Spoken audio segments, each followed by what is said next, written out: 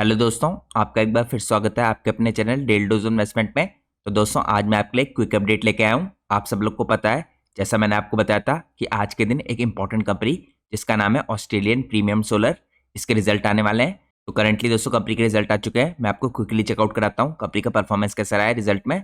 सबसे पहले दोस्तों हम देखते हैं यहाँ पे हाफ ईयर एंडेड के बेसिस पे कंपनी के रिजल्ट कैसे आए हैं। तो दोस्तों अगर यहाँ पे आप कंपेयर करें जो कंपनी के सितंबर में यानी H1 में रिजल्ट आए थे पिछले साल, उसके मुकाबले इस साल जो H1 में रिजल्ट आए कंपनी के 2025 सितंबर में, ये कैसे दिखते हैं। तो यहाँ पे सबसे पहले हम कंपनी के रेवेन्यू देखेंगे ऑपरेशन से। दोस्तों पिछले साल कंपनी के हाफ ईयरली बेसिस पे रेवेन्यू आए थे सितंबर में, ये आपको करीबन यहाँ पे 16,375 लाख के दिखेंगे। ये सारे आंकड़े दोस्तों यहाँ पे लाख में मेंशन कर रखे हैं। अब यहाँ पे अगर आप करंटली रेवेन्यू देखें कंपनी के यानी सितंबर 2025 में, तो इस हाफ ईयरली बेसिस पे आपको कंपनी के रेवेन्यू 16,375 लाख से 30,247 लाख होते दिख रहे हैं। अब दोस्तों हम चेकआउट करते हैं यहाँ पे कंपनी के प्रॉफिट में कैसे चेंज आया है। तो अगर आप यहाँ पे चेकआउट करें तो यहाँ पे कंपनी के प्रॉफिट में भी ह्यूज इंक्रीज दिख रहा है। 1308 लाख से कंपनी का प्रॉफिट इंक्रीज होकर 2860 लाख के हो गए हैं, यानी डबल से ज्यादा आपको इंक्रीज होता हुआ दिख रहा है। जिसके कारण आपको दोस्तों पिछले साल के H1 के मुकाबले जो कंपनी का अर्निंग पर शेयर था EPS 6.63 रुपीज का, ये इंक्रीज होकर 14.19 रुपीज का होता हुआ दिख रहा है।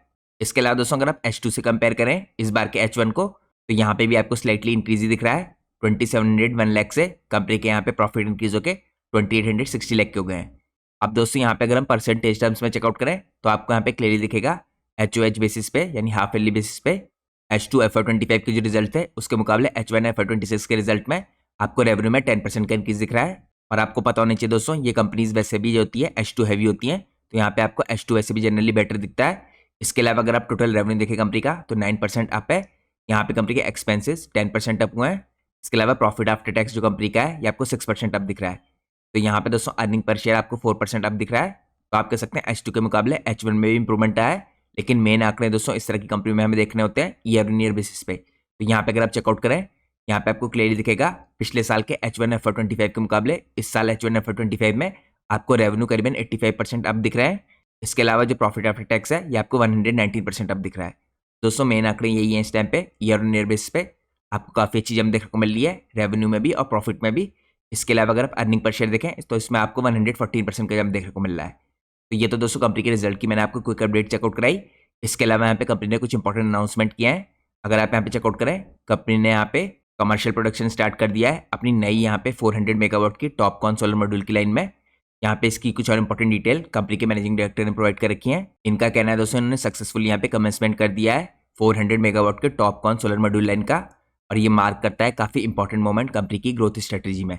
और ये एक्सपेंशन दोस्तों कंपनी को पोजीशन करता है यहाँ पे among the select few domestic manufacturer जो यहाँ पे प्रोड्यूस कर रहे हैं नेक्स्ट जनरेशन के टॉपकॉन मॉड्यूल्स को बड़े स्केल में।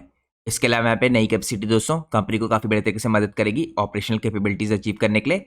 यहाँ पे कंपनी के जो टारगेट थे दोस्तों FY26 के 75% की CAGR की ग्रोथ के, कंपनी का कहना है कि इस कैपेसिटी को यहाँ पे इंक्रीज करने के बाद कंपनी कॉन्फिडेंट है कि यहाँ पे रिन्यूएबल एनर्जी मार्केट में कंपनी टारगेट अचीव कर पाएगी। तो ये दोस्तों मैंने आपको क्विक अपडेट चेकआउट कराई कंपनी के रिजल्ट के बारे में। और जैसा कि मैं आपको हर वीडियो में बताता हूँ ये वीडियो पूरी तरीके से एजुकेशनल पर्पज से बनाई गई है। हम अपनी वीडियो में किसी प्रकार से किसी कंपनी के प्राइस के ऊपर या उसके टेक्निकल चार्ट्स के ऊपर कोई भी डिस्कशन नहीं करते हैं।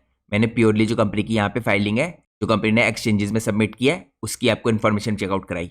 और दोस्तों मैं कोई सेबी रजिस्टर्ड रिसर्च एनालिस्ट या फाइनेंशियल एडवाइजर नहीं हूँ। तो अगर आप मार्केट में कोई भी डिसीजन लेना चाहते हैं उससे पहले आप लोग को अपने सेबी रजिस्टर्ड रिसर्च एनालिस्ट और फाइनेंशियल एडवाइजर की सलाह लेना बहुत जरूरी है।